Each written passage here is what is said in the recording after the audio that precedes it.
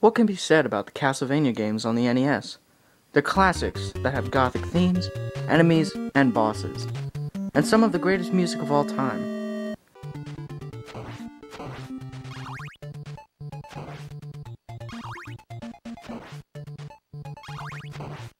Everyone knows Castlevania 1 and 3 are amazing, but feelings about number 2 are somewhat mixed.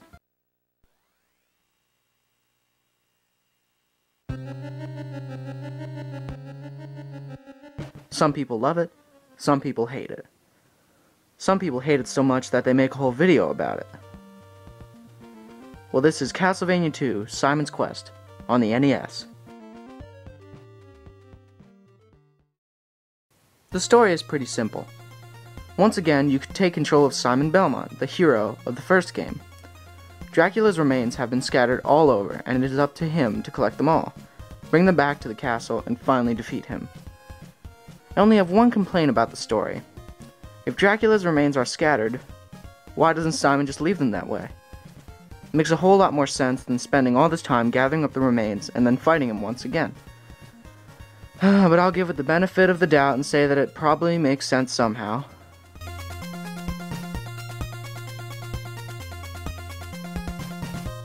As I said before, you take control of Simon Belmont.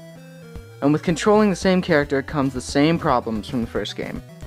Back from the first game is the clunky jumping, the delay of the whip attack, and the knockback. One unique aspect about Simon's Quest is that the day to night transitions take forever. Not only does it transition from day to night, but the game feels like you need to be informed that it is doing so. When it changes, a text box will appear, and for a good 5 seconds you can't do a single thing.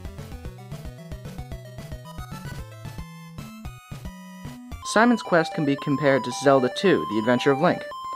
In Zelda 2, you go from town to town picking up different abilities, and then move on to the different palaces, or dungeons. In Simon's Quest, it is absolutely required to talk to people and visit buildings in order to improve Simon's abilities. The only difference is that Zelda 2 uses a bird's eye view in between towns, but Simon's Quest still uses side-scrolling, which will cause a first-time player to get lost quite easily.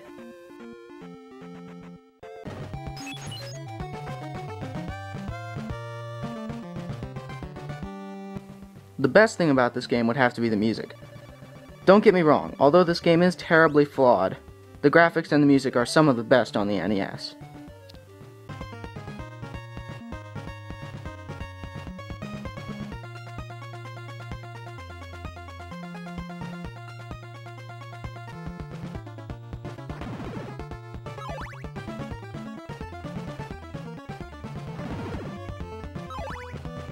Instead of running through the different rooms in Dracula's castle in order to proceed, you need to run through different mansions in this game to get pieces of Dracula.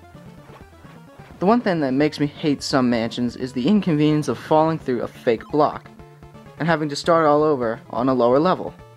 Sometimes you can even fall to your death. Although this is a terribly flawed game, the graphics and the music really hold this game together. Although that's still not enough to save this game.